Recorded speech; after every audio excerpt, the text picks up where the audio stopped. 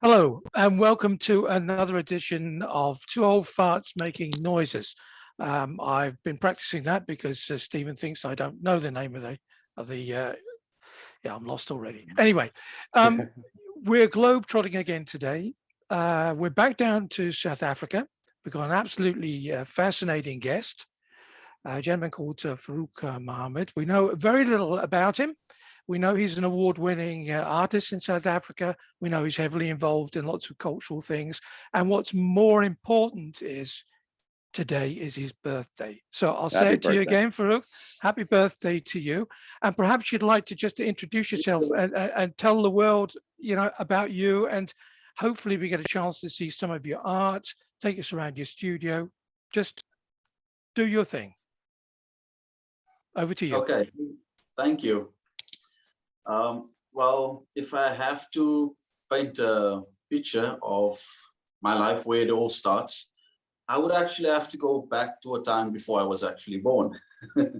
My mother, during her pregnancy with me, it was one of her most creative moments ever. She was busy doing sculptures, painting, doing murals, landscaping, all kinds of creativity. She went through a massive phase of that, and it used to draw crowds to the family home, and they would be amazed with her creativity. And when it came to me being born, growing up, and being into art myself, but not just art, I actually loved science, and I used to be fascinated with everything in the encyclopedias. I always used to look up on science and art. So I used to copy things, used to draw, paint, do whatever. And my mother always used to tell me, you were watching me while I was in a belly. You never hear the end of that. And so I have had to carry that with me all the time. But creativity has always been part of my life. But I haven't gone into art as a full-on career immediately throughout my life. I've been in the financial sector for most of my life, for quite a number of years, but it's been different industries. I've been in actuarial, so I've been around working with figures and money, sometimes even physical cash that people would never see in their lives. And I used to transport stuff around like that, which is but dangerous. I work for families of billionaires and stuff like that. So, but I'm not going to speak too much. I don't want to go into those people's personal business. But art has always been part of my life. So throughout my career, being different industries, I always used to paint and draw stuff as a hobby. And I went full on into it in the last couple of years. Then I started going into it, especially more focused when the lockdowns happened, because obviously people had a lot of time on their hands. Then I thought to myself, I need to really go into my field. So I said to myself, let's focus and start making art with a specific purpose. And my focus has been on Pan-Africanist art. And I thought to myself, I need to make work that has a purpose. There's a mission behind. When you talk about Pan-Africa, you're talking about the unity of the African continent. And I'm from South Africa. So it's a diverse continent. People are very diverse. People are from all parts of the world that you'll find in South Africa and other parts of Africa.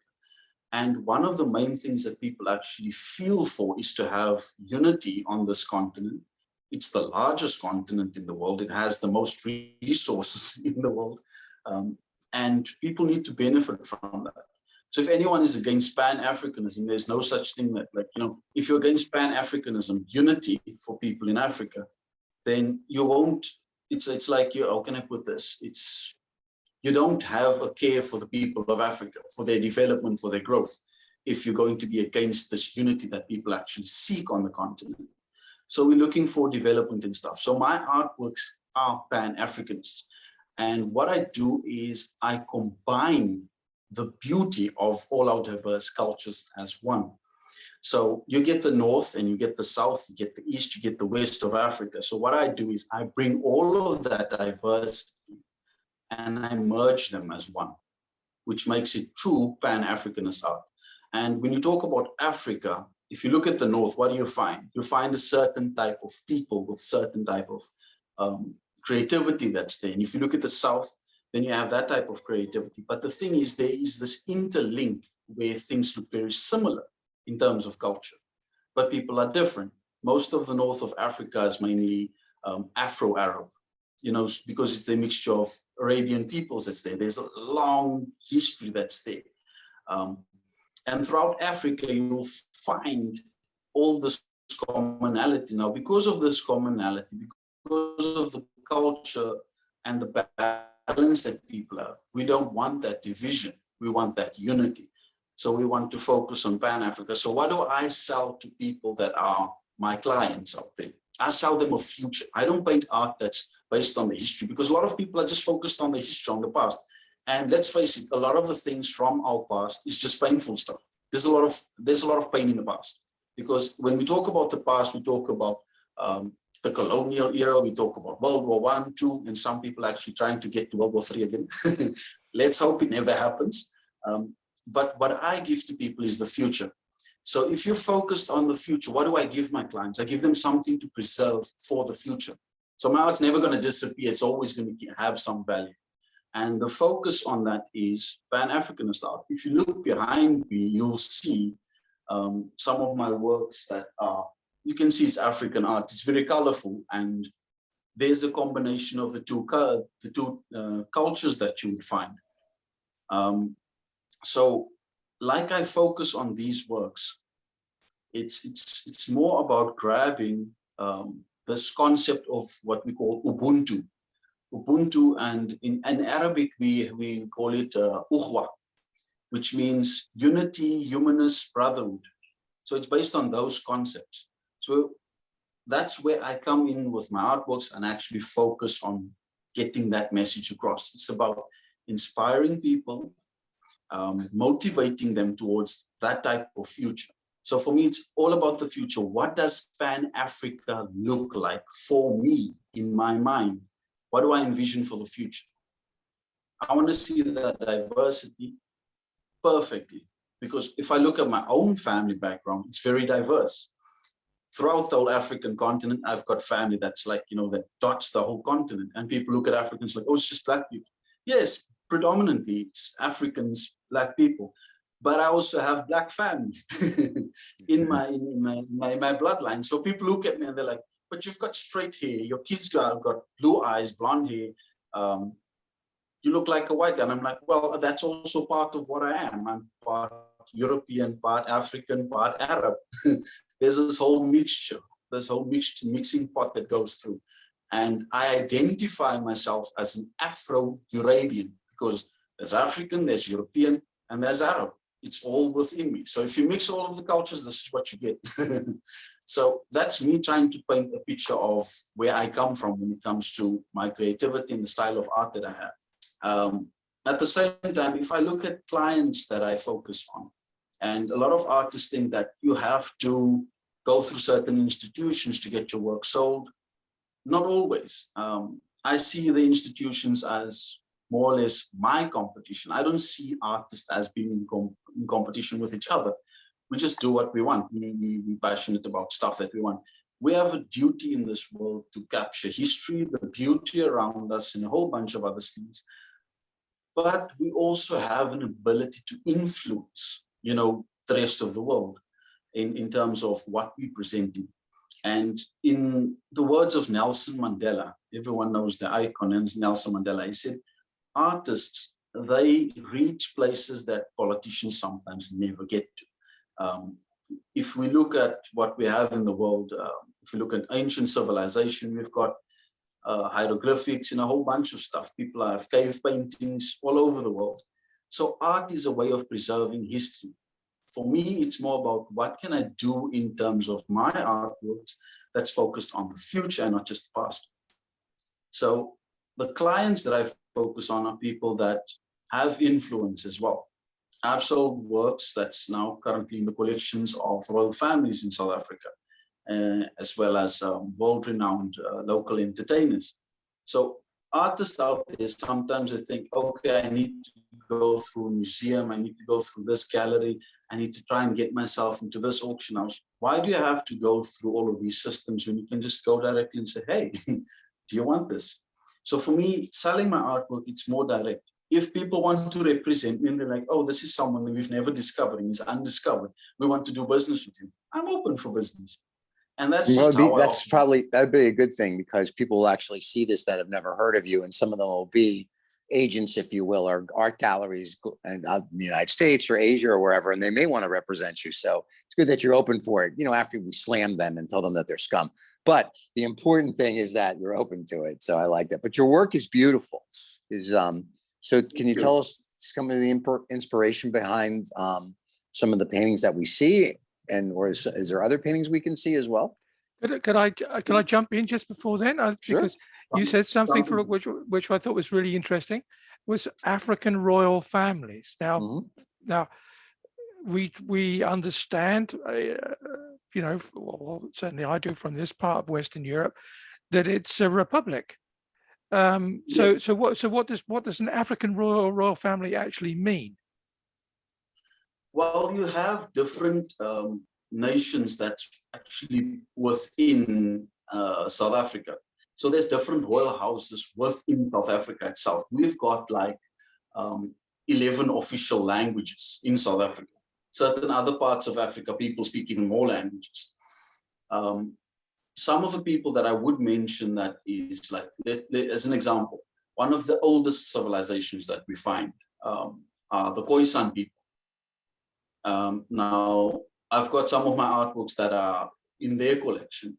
And in today's time, we're finding in European countries where Western countries are starting to return some artifacts that were looted from Africa. They're returning to African countries because it wasn't theirs in the first place. They stole the stuff and they started selling stuff for millions and millions. And they're like, okay, we need to stop this. The world is moving forward and we need to have this type of thing where everyone is seen as equal. Let's work together. And I've got works that's in families like that, and a few others as well. Well, some people are private; they don't want to be mentioned. But now I can mention the Royal Nama House that has some of my works because they're fine with it. I'm not sure about the entertainers if they want people to know. I'm not sure if they. Some of them have made it public. Some actually keep the stuff more hidden. So it depends. But there's a lot of information if people want to look up who I am, what I do. They can just search news, artist, Farook Mohammed. Boom, they'll get a lot of stuff. We're going to do better than that. But David always likes me to do this. Down below here, there'll be links so they can find and click a link and see who you are. If they're on the podcast and they're driving in the car, they're screwed. However, if they're watching this on YouTube, there'll be enough links that they can click and find out who you are and get an overview, and they want to buy something, reach out to you. Yeah, and of course they can find everything on twooldfarts.vip, where all the links will be from this interview and from the previous interview and from other artists, because we seem to have quite a few people from South Africa as well, which is also quite exciting, really. But we're always globetrotting. Stephen, you asked a question which I interrupted. That's okay. I was more interested to hear about the royal families. Now I could care less about my question. No, I was going to say that the two paintings behind Farook. I was like, so what was the inspiration? And then is there other artwork we can see? That was kind of where I was, just because I like to piss the people off that are going to be podcasting and not watching this. So. Okay, let me jump into one of them here. This one is the one that's right here. This one's actually a little bit of a personal one. It was late at night when I had a phone conversation with a lady. She's a journalist, very, very passionate about her work, highly political, and she's very, how can I say, spiritual. They have their religious beliefs and the customs and their cultures. But, you know, in the past, people used to look at people's certain beliefs from Africa as with stigma.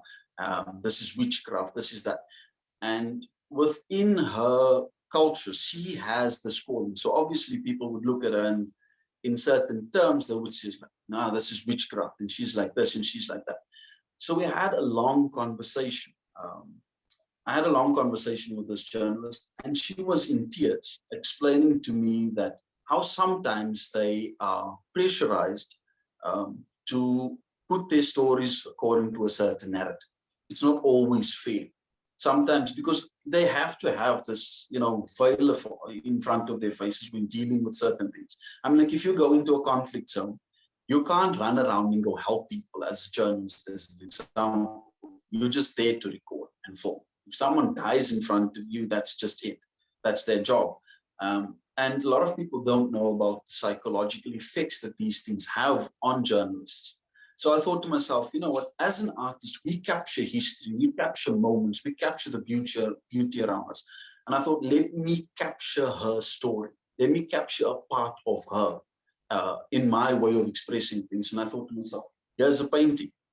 So you'll find that there's an African lady over here in the corner, and she's got like, it almost looks like white paint across her face. But that's part of their cultural things, within, what do they call them? There's a name, a Zangoma, that people would sometimes in certain parts of the world see as a witch, but it's not witchcraft. That's just their cultural things. They link up to their ancestors. And I tried to capture her story because she feels very alone within her realm. Like, I want to promote my culture. I want to promote this. I want to do that. And she's passionate about being a journalist. She's a political journalist, but she also delves into a few other things when they give her opportunities to touch on certain things.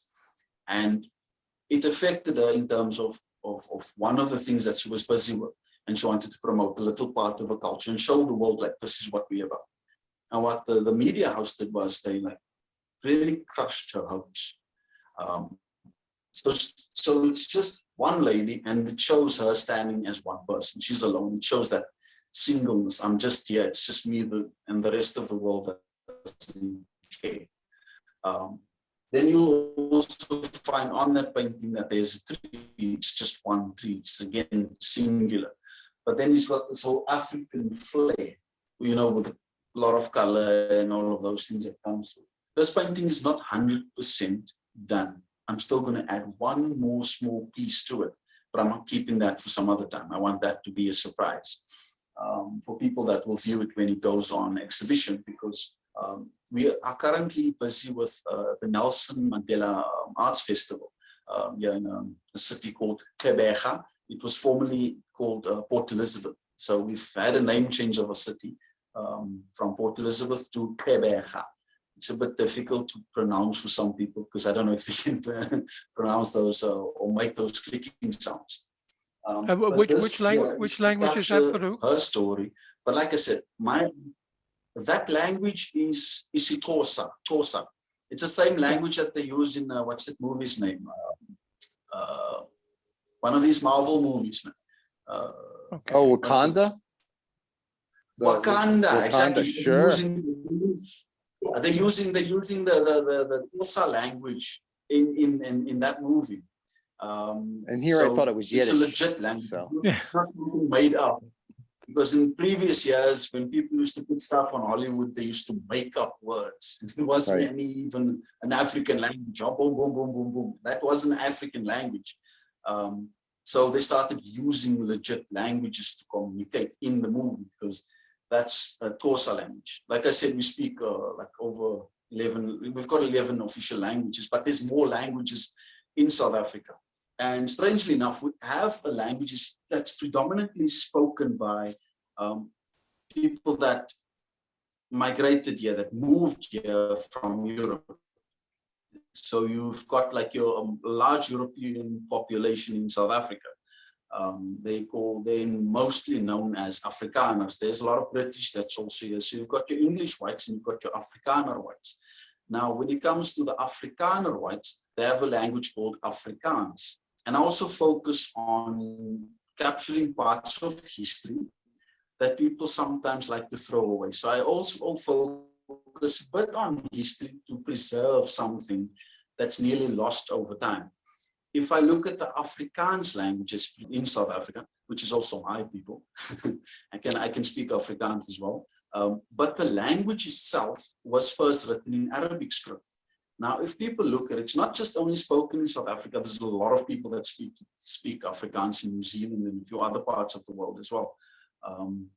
But the language itself was first written in Arabic script. So if you had to go and jump into history and like, okay, how did this language develop? What nations were, involved in developing this language? Because it's something that's fairly new, but it's spoken by a large percentage of people across the world, but it's a new language.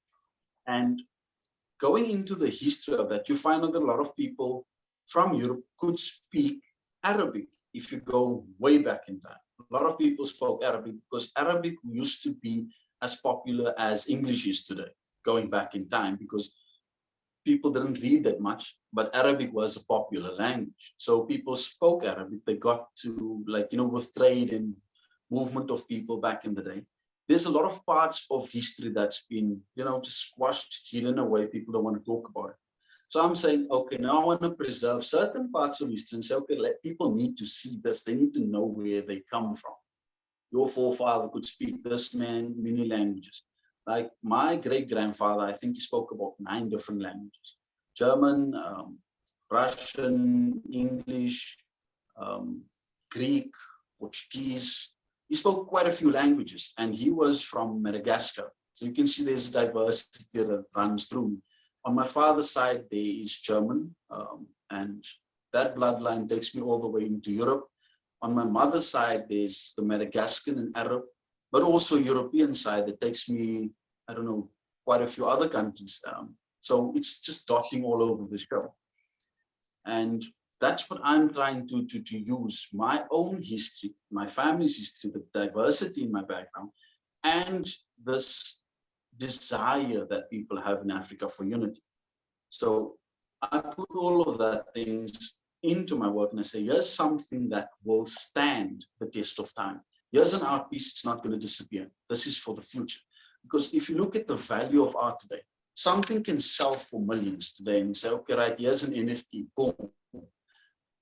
Will it carry on futuristically? Will it have some value in future? Does the story behind it, will it resonate with people in the future? Will it continue to go on? That's questions that people need to ask themselves when they invest in art. So for me, it's like, I need to add value onto what I make. So I give people, yes, something of value. It's going to carry all the way through over the test of time, because this is about Pan-Africanism. It's something that we working towards, something that will still happen. And when it happens, it will have a lot of relevance at that time as well. Well, that's what we're trying to do at Noisy Panda. We're connected, Steve and I, to Noisy Panda.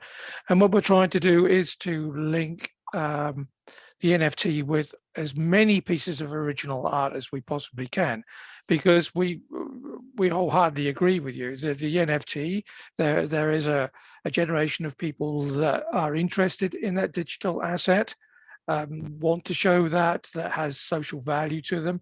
But we find it's also really important to have that link directly to a piece of art. And over a piece of art, again, for all those people listening onto the podcast, sorry, you have to come onto the website twooldfarts.vip to watch this. But you have a piece of art behind you, Farook, which I saw today. That's the one with the pregnant lady. Yeah, at the back behind you. Could you tell us a little bit about that? Because I was fascinated when I saw that today. That one is something that I exhibited at the Athenaeum. It's also an iconic place. It's a Victorian style building. So I won an award for spearheading an exhibition there where I got like a whole bunch of artists to go and exhibit stuff. And this was during the time of lockdowns and stuff, because a lot of venues were being closed. So we tried our best to get people to have some type of recognition, so people can see, market themselves, use the venue properly. And I think we're going to use that venue again now for this the arts festival that's going to happen now in Nelson Mandela Bay. Excuse me, when is that? You mentioned the Nelson and Mandela Art Festival twice. So when is that art festival? Do we know? It's happening in less than a month. I think it starts on the 22nd. Of September. And then it will last 2 weeks, yeah. So Okay. I think it starts on 22nd, lasts for like just about 2 weeks. But it's going to be pretty insane. It's going to be busy because it's not just visual arts, it's performing arts, it's all kinds of stuff. So there's going to be musicians and etc. I'm also Nice. excited about a lot of other things because I've won an award for, that hosting that the exhibition over there. But there's another that I'm very confident about because I've got a lot of national support. I had a lot of voters and people voting for me for the Zanzi Arts and Media Awards for this year. And that's under the category of arts and crafts for best visual artist. And I think I've got that one in the bag. So Nice. they're gonna have the award ceremony in the capital city, Pretoria. It's gonna be at the Carousel Hotel. It's a very nice place. Of course, but the podcast will prove you right or wrong on that one, I think. Yeah, I think I'm gonna miss out on being there at the venue for the award ceremony based on what's currently happening. There's a lot of things. You can't be in 10 places at the same time. So I've got the art festival that I need to focus on. So I'm not going to be there for the award ceremony, but I'll watch it online and see what's happening over there. So I'm not going to walk the red carpet, but it's going to be something interesting to see. But I think I will get another award this year. Yeah. Can we go back to the painting on the wall behind you, because that was fascinating. Okay, on that painting, I combined the different cultures. If you look at the man that's there, you obviously directly you can see it's an Arab, right? Yeah. So what has he got? He's got a shield that's an African shield with with Africa on it, and then obviously the top of Africa, the Arabian side over there on the shield. That's what's reflecting. On top of his head, he's got another thing that's commonly used amongst the African people here in South Africa. It's almost like a crown, but it's a piece of skin of an animal that normally when they hunt, they use that, and then it just comes around the head. So instead of that black thingy that you find that some Arabs use, I replaced it with what is in African culture. So the woman is actually his wife, and she's an African, and she's handing him a spear, okay? And on the other side in the other side of her hand, she's got another thing that's like it's a stick with a knob. So we call it in Afrikaans, we call it the knopkierie. They normally fight with those things in battle. So those are things that you actually have for a soldier. I'm not sure if you're familiar with the Xhosa and Zulu culture and how people they used to have like a shield made out of skin, and they would fight with a spear, or they would have like this knopkierie thing that they would knock you with. So she's basically handing that to the husband to say, okay, you're the soldier of the family. Here's your spear, here's your shield. She's handing that over to him. And obviously the pregnancy is showing that, this is the future. This is the generations that's coming. So the focus is on that unity of Africa. There's no racism. There's no division, irrespective of where you come from, your cultural differences. This is about embracing that, bringing it all together. And if you look at how she is dressed, she's dressed in a very modest way. She's not naked. So she's wearing something that's very nice, a long dress. And in the background, you'll find that there's like a mosque on the side of it. So I threw that in there as well, just to bring those things together. And obviously in Africa, whenever you talk about African art, it's always bright, it's always colorful. And that got splashed in together. So it's telling that story. And the name of that art piece is Umkhonto we-Afrika, which means the spear of Africa. Okay. Very nice. Well, I'm going to make a note of that, the Spear of Africa, because those people who are watching this on twooldfarts.vip, you'll actually see it down here. It'll be one of the featured pieces of art, especially for Stephen, because he likes to have pieces of art to look at. So it's called the Spear of Africa. Okay. We're going to write that down straight away. Thanks for slowing everything up. I Oh, know the I'm best. I'm sorry. Hold on, let me just take a nap while you're writing this Yeah, down. well, the Takes old. the- It's why it's you know, smokes old farts. So, takes a while. the nurse comes around this time, Stephen. You I know know. that. She'll give you I your have shot. Yeah. I have to slow down a bit, because the heart starts to go. I start to Sure. sweat. The Yeah. whole And he's shebang. only 26. Who knew? So, Yeah. so now are we in your studio? Is there other art that we can see? Or are these the two that you wanted to highlight? Because those are gorgeous, by the way. Okay, these are just the ones that I wanted to highlight. The other Okay. stuff is actually in hiding. I ransacked the Athenaeum. I took a whole bunch of my artworks away from there just to keep them safe. Right. And I had to do that strategically as well, because a few months back, there was an incident, and I'm lucky nothing disappeared. But it was safe at the Athenaeum. It was kept in storage. Right. And there was a man that approached me he wanted to buy some works, and he said he's from the United States of America. He sent me even his identity documents and stuff like that. So I looked like, okay, everything looks legit. I sent him an invoice. He wanted to buy a whole bunch of artworks for a lot of money. And I was about to get the stuff ready and send it off before payment. But then I realized something doesn't add up with this guy. And he wanted me to, we need to make some type of an agreement, get some lawyers involved. I said, listen, it's fairly a simple, transaction that happens. You pay me for the stuff, it's there, done. It's going to be sent to you. But then he wanted to start, come with a whole bunch of other stuff. I must first send it and then you'll pay me. And I thought to myself, what if this guy just knocks my work and then resells it over there, wherever? I don't want my stuff ending up on the black market, because if you have artworks that's in the collection of royal families, if it's in the collection of famous people out there, that's, entertainers or actors, the art itself has a value. The artists themselves have a value. So it adds value to the art. But now also the people that own your work and the type of people that own your work, they also add value onto it. Because if you take something to auction, the person that owns that work, if you're someone that's got a name, if you're known, then obviously your artworks are gonna, get boosted in its value. So I thought this guy thought he's gonna pitch some opportunistic thing. I'm gonna grab this guy's stuff and then just disappear. But I handed everything over to the F guy. I sent them all his information, his phone numbers and whatever else he sent me. I said, you guys better look into this. I don't know if this guy is legit.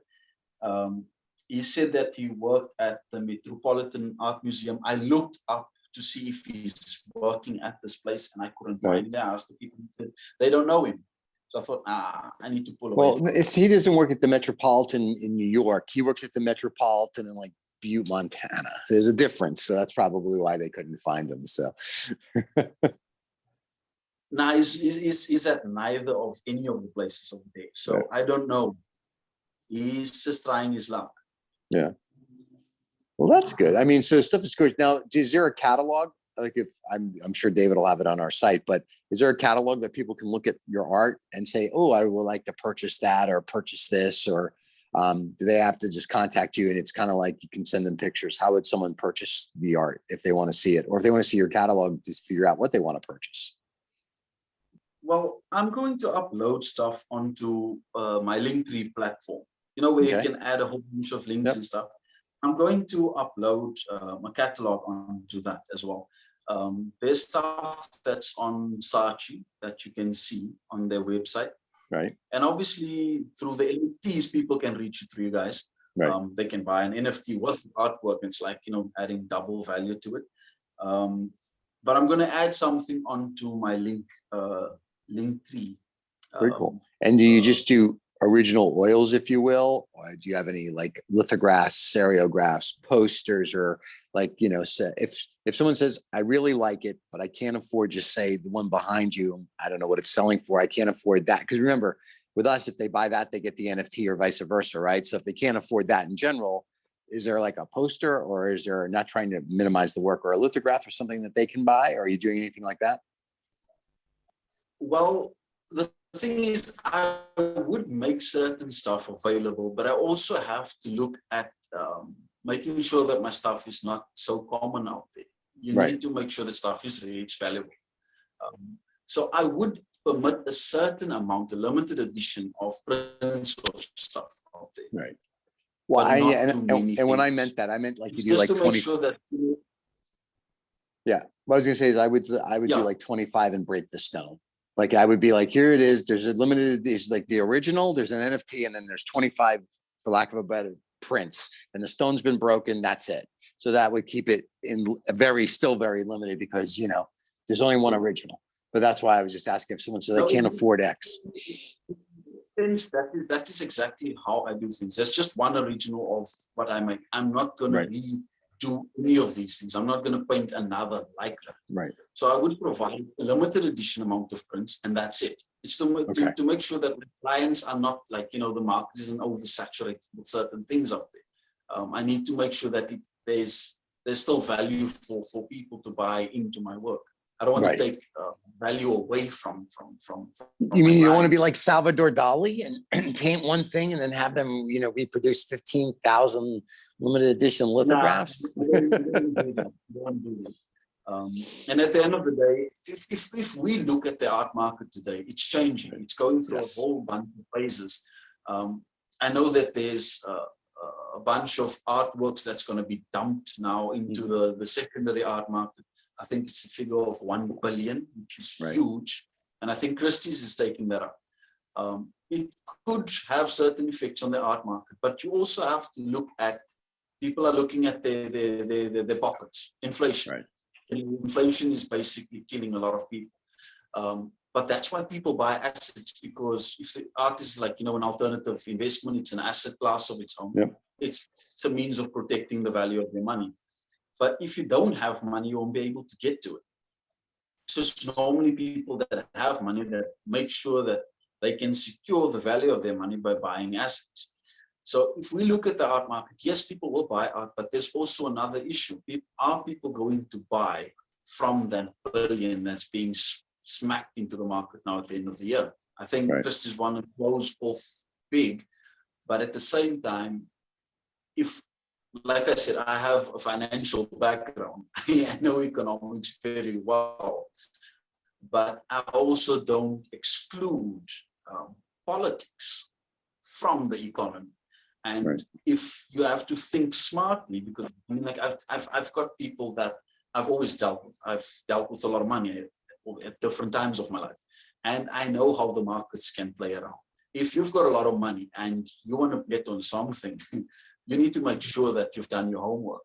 If we're looking at the current situation where there's conflict in the world, right? I don't even want to mention countries, but let's just say the billionaires from certain countries have issues with certain countries over there. So politicians are making it difficult for people with money in different parts of the world to sit and do business with each other because of not seeing eye to eye, and they're having conflicts. So on one side, you're like, we're not going to trade with this one. We're going to sanction here. We're going to do that. We're not going to let your people exhibit here or join us in our sporting events. That has a negative effect. It will boomerang on your own economy. Those type of things do happen. So for me, my concern is what's going to happen in the art market now with this huge amount of money being basically dumped in terms of artworks that's going to come into the market and say, we're going to run out with sales. What's going to happen from people on the international level? Who's going to buy those things? Are people from Europe or America going to buy it?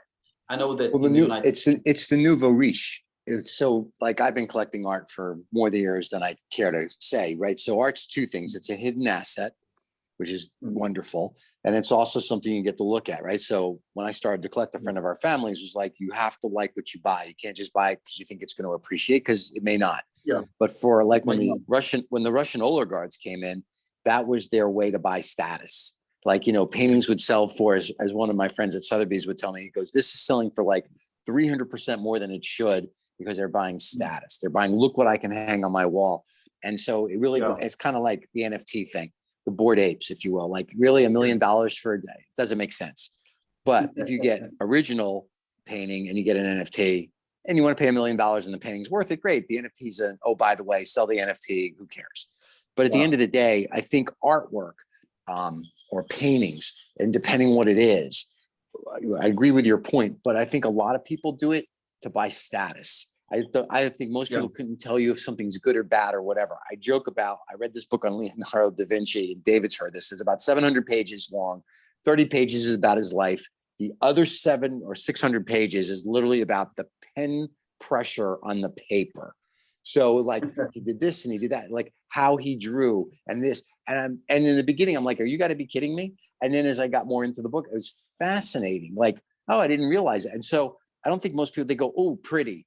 It'll be worth something, like the Andy Warhol that sold for 190 million a few months back. Great, it's Marilyn Monroe. But 100, 200, 300 years from now, that has no, in my opinion, and I'm not an art critic, has no significance to anything, right? So I think some art is because people just look at it and go, that's really cool. Like you look at Salvador Dali or Leroy Neiman, right? When he was popular during the Super Bowls here in the United States, right? People were paying crazy money. And now it's stuff like, all right, even Dr. Seuss painted originals, right? Now that has value to me. And then you have other art that's like, you paid how much for that? And but Sotheby's or Christie's, somebody or the artist agent will tell you how much it's worth, and then they set that precedence, right? So it's the art world is, I usually say investment banking, where I came out of, is the oldest profession. The art world's pretty close. You know, the way it's done. You know, it's how you promote, who knows you, and whatnot. But this is the dilemma, is it not? Because and I'll point this question at you, Farook. You want to keep your work as unique as possible, and you know, in order to secure better goods, clients, your own reputation, etc. And then I come along from an advertising company and I say, I want to put your artwork on a milk carton. Now, where do we go from there? Well, if it's something to throw it onto a milk cart. Wait, let's do real world. Look at Rodriguez. Rodriguez has the blue dog. Rodriguez's blue dog was all over in the 90s, Absolute Vodka. Yeah. Now I have a Rodriguez, but it's his bear. And like he only painted like maybe one or two of them. And even the gallery had to research it. When I said, hey, what's my bear worth? It took them almost 6 months to figure out that he painted this bear. Because all they know is he has these stupid blue dogs. And I bought it at their gallery in New Orleans. And I'm like, people, you don't know what your own artist did, but that's my point. So not that he sold out, but you know, if Absolute Vodka comes write you a check. I think I would use the exact same method as what I would with prints of art. Limited edition of that. If you had to tell me put it on a milk cart, I would tell you, okay, let's say let there only be 100 of them, and if some of them survive in the but you see, the thing is, look, I'm going to write you a really big check now, and we all know that artists struggle, and of course the way that you're going to be extremely rich is when you die. And that your children, of course, will inherit all the wonderful art, and the price will go through the roof. But while you're still living and breathing and celebrating yet another birthday, we hope we'll be there for that. Last check, like to put it on, you know, t-shirts, mugs, milk cartons, everywhere on my advertising campaign over the whole world. How's that going to affect you? The thing is, it can go that way. I mean, like in today's world, you have to look at repurposing your artworks in different ways. Obviously, the originals will carry their value as is. Yeah. But if you want the world to have a piece of you, then you should bless people in that way and say, you can have a piece of this, and say, okay, I have part of this. For me, it's more about the client themselves, my collectors and people that invest into the artworks. They get to share in that story of preserving something, you know. Like I said, my art. It sounds very much to me, and I love your passion for it. That you know, that your patrons are really investing in you. You know, they pay your rent today. They put money in your pocket, which enables you to go and paint even more fantastic stuff. So you know that other people can enjoy it. But this commercialism, that point of success, I'm always fascinated as to how yeah, money talks, and that makes it very, very difficult for a lot of people. Yeah, true. But like But I if said, you, I said, I have a finance background, and part of that is as sales as well. I don't mention a lot about my background in finance and sales, because I don't want people to hunt me away from what I'm doing. There's a Right. purpose behind this. There's a reason behind my artworks. I don't want to go and sit and sell houses and cars, insurance, and all of those other things. I'm good at those things too, but for me, this is something that I'm selling the future. I'm Right. selling my clients a future. I'm giving them something. I want to change the world with my art. And the people that buy it, they get to share in changing that. They get to preserve a message. Everything, there's a story behind it. There's more details behind certain of my artwork. So I do a write-up and tell people, this is what this artwork is about. And some of my works is something hidden inside it as well. So I keep quiet about these things. I want people to be able to discover them. They must be able to see, like, oh, I never noticed this about this painting. What's this? Oh, there's something else inside it. So I leave little things for people to discover. I don't say too much about everything. There's a lot of stuff that you sometimes have to hold back and leave it to the market out there. You leave it to art critics. You leave it to people to sit and really look into your picture here and go, what's happening here? So I leave certain little clues and little stories sometimes. Not all of them have, but some of them do. But for me, it's like, here's the future. I'm talking about Pan-Africanism. This is about people wanting unity. This is about unifying a continent that's been rife with wars and conflicts and all kinds of stuff and a whole bunch of injustices. So I'm saying, here's the future. I'm adding something of value to my art. I'm saying, as a collector, share in it. Yeah, we'd have to apologize to some of our listeners and viewers at this point of time. We have what almost seems to be a classic South African connection, because so sometimes you're frozen and sometimes you're not. Yeah, Steve and I have had many conversations with people in South Africa, so we appreciate that. Rolling electricity and internet connections are not always 100%. So apologies for people who saw the odd frozen screen on the way through when you were trying to explain some stuff to us, and also people who got a little bit of feedback on the podcast. But hey, this is an internet. We're global. Stephen and I are global. All 12 of our fans, yeah, they like us. And that's why we're talking to Farook Mohammed, one of South Africa's truly talented artists. So what's the future going to be for you? You're going to do these exhibitions. After that, that's a short-term plan, slightly longer-term plan for you? Well, at the moment, it's for me, it's like I use all my skills that I have. Every industry that I've been in before, whether it is finance and sales and all of these things. Like I said, I don't wait for representation of stuff. If someone's like, come in and exhibit, we'll exhibit your stuff over here. What stops me from getting the exact same client that they want to get? Nothing. If I want to sell something to another royal family or to the king or queen from any other country, what stops me from selling it to them directly? A lot of people say, oh yeah, we're going to make hundreds of millions. Yeah. Put it over there, take it to this auction. What stops me from reaching those individuals that do frequent the auctions? Nothing. So it's like, it's more about a relationship. If you can establish a good relationship with me, it's fine. I establish good relationships with my clients. I like to know who people are. I would want them to know who I am as an individual. A lot of people might not know this, but sometimes while I'm painting with a little toddler on my lap. So it's that part of my world that people don't know. So people that do know me, they know that happens. They know sometimes I'm sitting with a little boy and I'm like, okay, we're doing this now today. And he's grabbing onto this and he wants to put his hands onto everything. But it's just part of the process. And he shares, in my creativity in that way. But I get to know my clients on a personal level. I'm big on relationships. Is it important to you then? I mean, I take it you have used, art agents and auctions and this sort of thing to put some of your work forward. But you're certainly switched on. You say yourself, you understand how the system works, and you don't necessarily need to go A, B, and C to get to C. You can cut out B in the middle.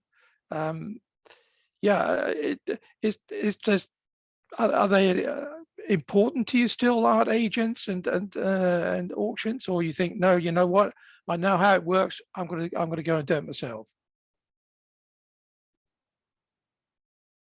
The thing is, for me, it's even if I know how it works and I know how to reach people, it depends. Like I said, I build relationships. So if a company wants to say, okay, let's work together, it takes some work off my shoulders. And that's basically how I see it. So if there's some type of a relationship that you can set with someone, then fine. If they come up and tell me, listen, we're going to really service you in this way, and this is the level, and that they're going to give. If like as an example, a gallery manager, if that person doesn't go the extra mile for you, he's just going to hang your stuff on the wall and do nothing. Why is it there if they're not going to represent you properly? So for me, it's like, what if you got? I'm open for business. If there's nothing, why would I want my stuff with you? I don't care which art gallery it is. They can be the toppest art gallery in the world. If they're not willing to go the extra mile for me, why should I even have my stuff there? It's that simple. I know what I'm painting. I'm focused on the future. If they don't see that, definitely there will be another client out there that will see. And it would be most likely a client that they would want to come and buy from them. I can reach that person. Nothing stops me. It's the 21st century. Everything is changing constantly. We've got NFTs that dropped into the world from nowhere, and it's working. There's nothing wrong with it, but things are changing. And if people are reluctant to move with the times, yes, auction houses, galleries, they jumped onto the NFT side of the world because it's the new thing. Things change. Back in the day, we had old phones and everything was connected with the cord. Then it was cordless. Today, we have things like this. And the next day, we have things like that. For me, it's about, okay, let me think ahead towards the future. What's there? I don't want to paint something and say, okay, here's a flower. And what's the value of that flower going to be in the future? Everyone can paint a flower. Anyone can paint landscapes. What's the story behind it? Is it about the future? Will it stand the test of time? For me, it's about this stuff needs to stand the test of time. And that's what I put into it. It's not just my emotions and grabbing other people's stories and putting this there and putting that there. Adding value onto what I have. That's important for me. That's giving more to the client out there. People want something that they have on their wall and say, in the next 10, 20, 50 years, that artwork still has value. It doesn't lose. We've experienced ourselves that some galleries don't get it, the whole NFT thing. Mm-hmm. They don't see it as being. I mean, sounds very disrespectful really to our own arts portfolio, but we very often say, it's like the NFT is the toy in the Happy Meal, and that really it's the painting which is the most important. But there are people who collect toys from Happy Meals and have a great deal of joy from doing that. But there's still, gallery holders and NFTs, a lot of them don't get it. They don't see that it could bring, incredible value to them as a gallery holder, and not only to them, but of course to all their artists in the portfolio, because it enables you to, potentially keep continuously earning. And like you say, if you have to choose a gallery, why would you not go back to one that could offer you both? Hang my painting and sell my NFTs. Yeah, sell it together as a package deal. Yeah, so that's what we do. That's the most important thing. People need to start thinking out of the box. The world is not just changing; it has changed. Things are not the same anymore. Yes, certain places in the world, people are going to tighten the belt, but you have to think out of the box. You need to move with the times. Things are changing. Things are different today. you can't look at one country and say, oh, we like this and things are so powerful and so nice there. And then I look back at them and I'm like, but you live in that small house. So if you realize that we have big houses in Africa that look like palaces, we've got amazing cities over here. Some of our places are very modern. And then you've got your rural life. And we want both. We don't just want one concrete jungle. We actually love both. I mean, like if we look at Johannesburg, it's like, you know, the main center in South Africa. All the business happens there. A lot of billions are flowing through that city. But at the same time, it's the most treed city in the world. It's not just a concrete jungle. They made sure that, you know, there's still some aesthetics there. There's still some nature that's there, that, you know, within the city. So people need to start looking at what's out there in the world. They need to do a little bit of research and they need to be open to new things. Yes, for a lot of people, this will be something new, because I can gladly say I'm the first to pull it off this way. By combining African culture. This is like bridging the divide between the north and south of Africa. And I'm bringing it all together and say, that's true Pan-Africanism. That's showing everyone without excluding anyone. This is bringing everyone together. This is your full representation. I haven't seen other people do it. I do it. Yeah, that's been very clear, and we're privileged to share your passion today, Farook. Please stay on the line with us after we stop recording, because there are one or two things we need to, you know, your social links and everything we need to get. Anybody else who's listening to this in the car, well, you know, have to go home and check out twooldfarts.vip. For those of you who are watching it, they're all down here. apart from the those people on photos. YouTube. Those people on YouTube. So, Apart from, of course, from people who who need to go to the website. When you do your exhibit, and when you do your Nancy Mandela, she's a friend of mine. But when you do your Nelson Mandela exhibit, that would be awesome. We'd love to like interview you while you're there, and you can take us around the exhibit. Take us around. That would be fascinating. Yeah, that would actually. Or you do a shorts of, you know, like small films that we can add to your profile on the website. That would be fantastic. I'll have to grab some time in between the year and there. I know it's going to be a busy time during that the arts festival. Probably going to be bugged by a lot of people in the media as well, but it's part of the But who's better than the media than us? Seriously, we have a global audience, all 12 people. Come on, let's show them stuff. They would all be disappointed. There's enough of them. There's enough of them to stand outside your front door and complain. There you go. But some of them are in South Africa. Go figure. Yeah, it was a pleasure talking with you today. We hope to see you here soon. Yeah, and again, have a great birthday, and thank you for your time. Bye bye. Thanks. Cheers. Cheers. Bye.